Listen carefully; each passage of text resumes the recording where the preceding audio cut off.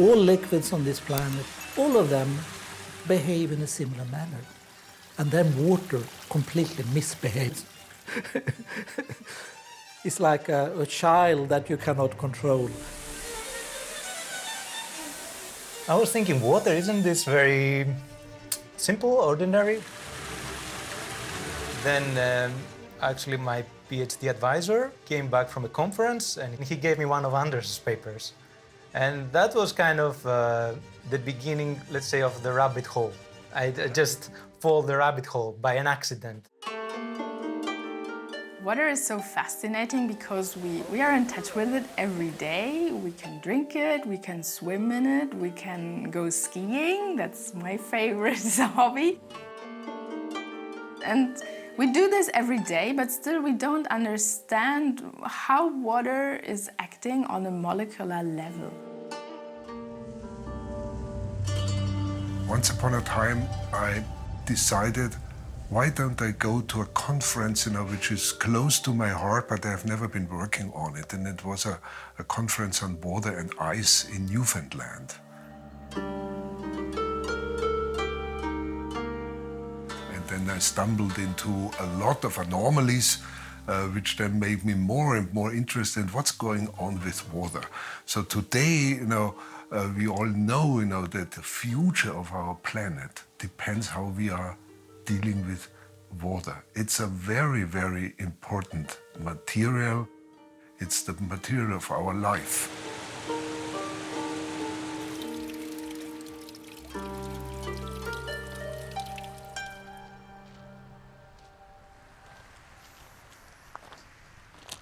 What we see in front of us here is something remarkable of water.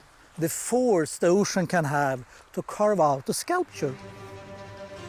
Beautiful, simply beautiful.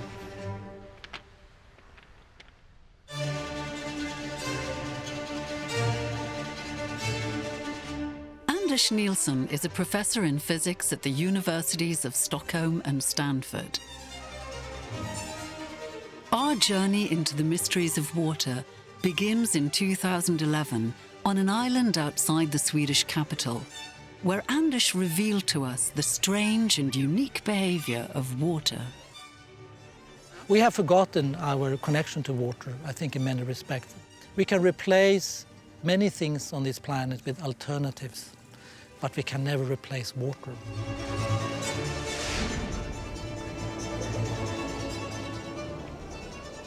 Water is most unusual. We might even call it mysterious, since its properties really deviates a lot from what we call normal liquid. A normal liquid would be like alcohol, oil, ether, any type of liquid, which typically behave in the same way, and water sticks out. Usually, if we have a solid, it's more dense than the liquid. If you take a glass of alcohol and then freeze the alcohol with liquid nitrogen, the frozen pieces are heavier and more dense than the liquid, and they sink. But take a look at the glass of ice water, and you will see that the ice floats on the water. That's actually quite peculiar that the solid is actually less dense than the liquid.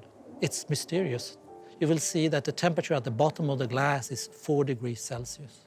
So water becomes heaviest at 4 degrees. It's quite weird somehow, because between 4 degrees and 0 degrees, it means that as you lower the temperature, we would then usually expect that things will contract, but water instead expands. Ice will always form on the surface of the ocean, protecting the marine life, everything below in the deep waters. And the density maximum had allowed always to be 4 degrees at the bottom. So if it will become cooler, it will rise up and other water will come down. So it prevents actually the ocean for bottom freezing, and therefore marine life could actually evolve.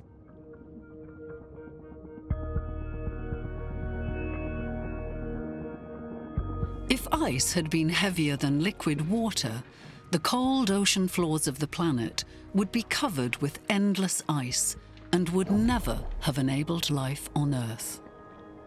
A crystal clear liquid composed of a chemical compound hosting nothing else than that. Also, the density maximum allows a lot of circulation of water in the ocean, bringing nutrition from the surface down into the ocean. So on all levels in the ocean, all depth, life can be sustainable. Another very, very unusual property is what's called heat capacity. It gives the information how much heat we can store in the water. In the oceans, majestic streams run for thousands of miles, carrying nourishment and fish, but primarily heat and cold between the climate zones of the globe. It's due to the high heat capacity that we in Europe could have a very, very nice climate, because the Gulf Stream moves hot water up from the Caribbean up to Europe. And if water would have been like a normal liquid, all that water would have cooled down way before it came to Europe. So the high heat capacity is really what makes us have an enjoyable life. All the currents that flows around in the world of the water, stabilizing all these different climates.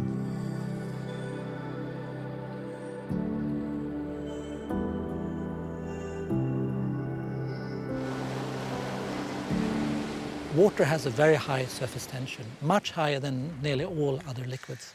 And that particular property actually makes the spiders to be able to walk on water.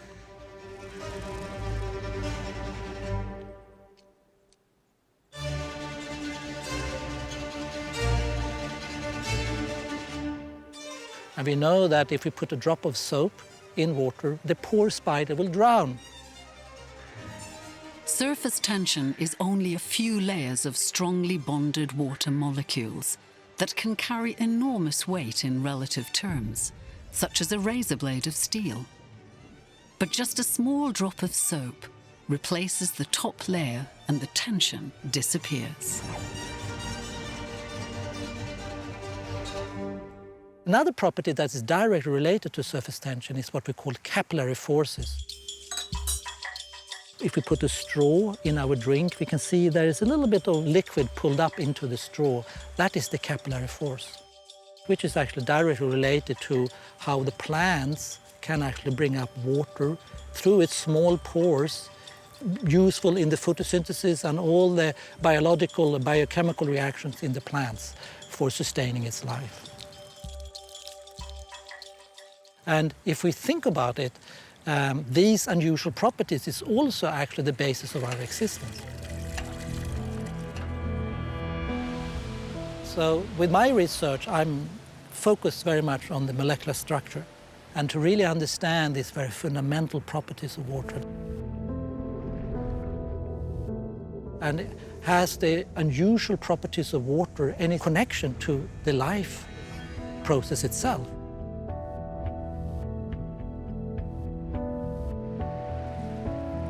Our understanding of water and its properties will be vital for years to come. Our planet is obviously in great need of assistance.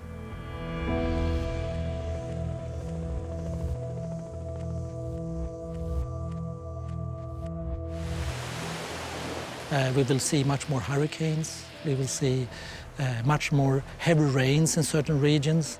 And the effect of the climate change will most likely be seen through water. Water is really the guardian of life on our planet. Since the beginning of time, water wraps us all in a blanket of atmosphere, tempering the climate into a span of degrees that suits all living organisms. Creating a thermostat for the entire planet.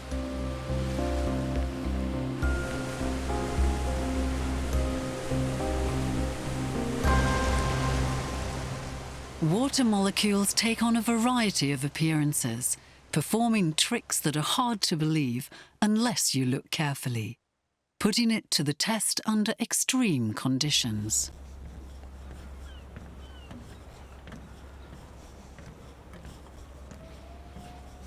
Many people are interested in mysterious or often called esoteric properties of water. One particular experiment was conducted in the 19th century.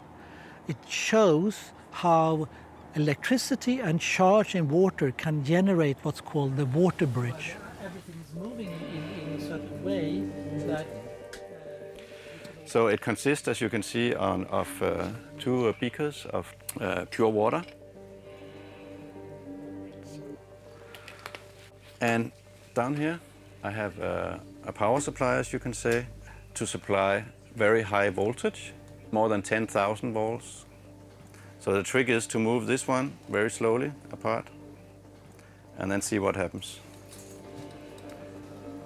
So I'm pulling slowly here, and you can see there's kind of a rope-like structure forming now. It's almost 1 centimeter. And if you have really good eyes, you can sense that there's movement from the red to this black beaker and from the black back again. So my understanding is that it's like two spirals, two vortices running in opposite directions.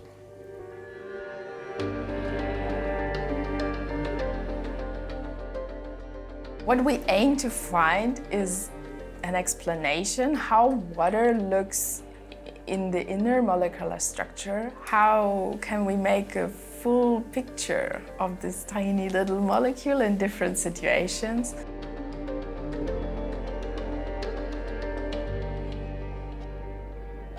If you look at snowflakes in the winter, beside the fact that they're really beautiful and everyone is unique and they are so different, but all of them have 6 arms. And you have to dig deep into the molecular structure to understand that there is a 6-fold symmetry in the crystal structure that gives these 6 arms on the snowflakes as well. But it's not only unique, it's all symmetric. How it grows depends on the temperature and the humidity. So it can form either plates, rods, all sorts of forms. It will travel in the atmosphere and be visiting different temperature region and humidity. But each snowflake has taken a different pathway, and therefore it's different.